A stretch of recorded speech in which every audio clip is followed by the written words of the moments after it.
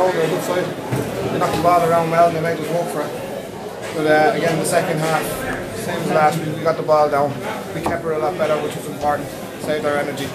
And I think in the first half, when the ball bounced over the bar, somebody was looking down at us. Was it just last night nerves in the first half? The pressure? Yeah, you have to understand, the average age of that squad is 19. You know, there's not very young kids in there. Alan Carey is the oldest at 27. So there's a lot of very young kids out there. So like, no matter what way you look at it, you can't control their emotions and theirs. And in fairness to them, they went out. You know, Michael O'Shea's only 18, come on the pitch in the second half. He was excellent for us, even though we just had to close the game out. He was excellent then, a few minutes to the others. What you said on the half time, like, how to survive the scares. Keep the bloody ball, yes, for God's sake. The pitch is lovely for it. For a good football inside. Stop kicking the bloody thing up in the air. Get it down on the ground. John Kearney came into a more in the second half. John has been brilliant for us this year. We felt in the first half that he just wasn't getting his passing game wasn't with him. The second half we got it better. In the second half we held the ball up a lot better. Graham was better in the second half.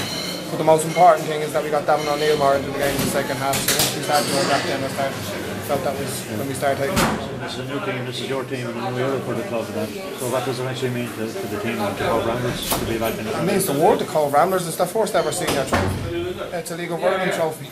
And it's something to put in the squad forward next year, thank God. But the most important thing is that I have a very young squad who are now winners. They know how to win a league. The 27 match unbeaten run, it showed that they didn't like losing. They closed down people, they work very hard.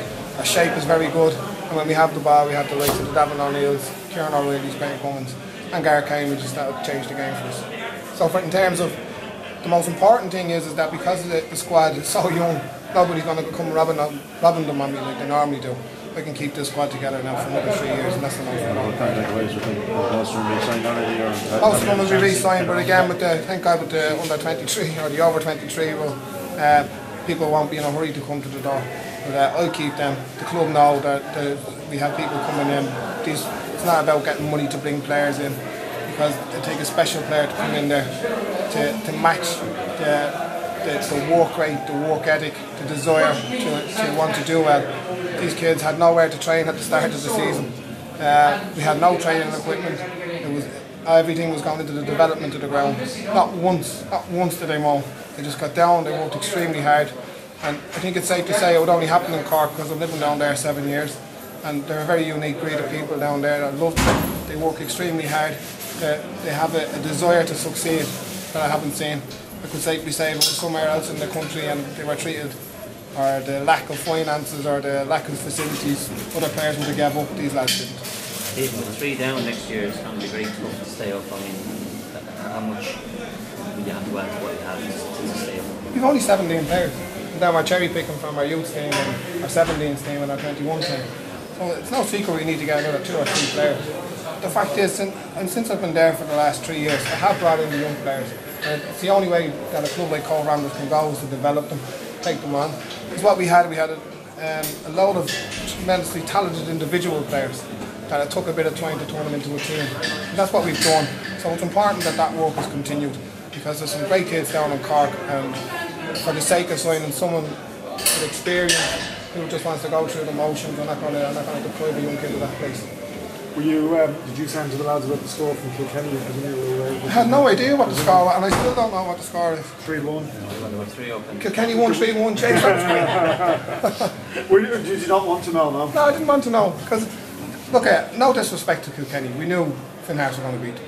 That was the end of the start. And we knew here today the only way we're going to win the league is to win the match. And I got a little bit hairy at times. Kevin Murray is prolific for us, that's his second goal in 4 years.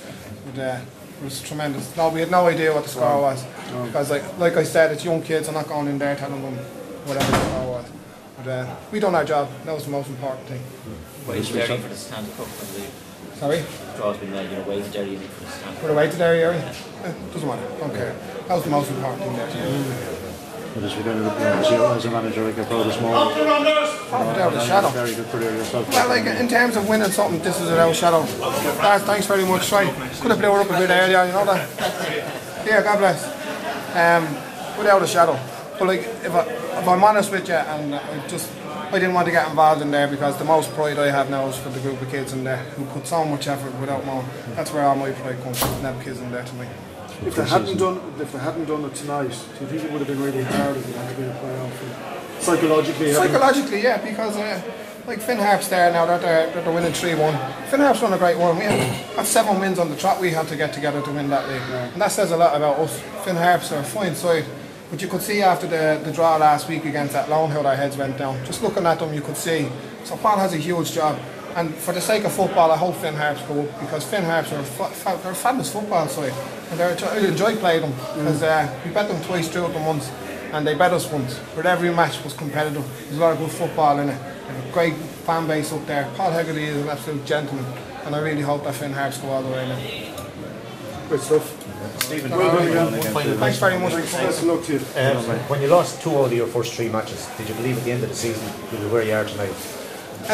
No, I'll be a liar if I said I did. What I think was important is that in them programme notes I said we have a very young squad, and if you give these young fellas a bit of time, you'll be pleasantly surprised. That's exactly what I said.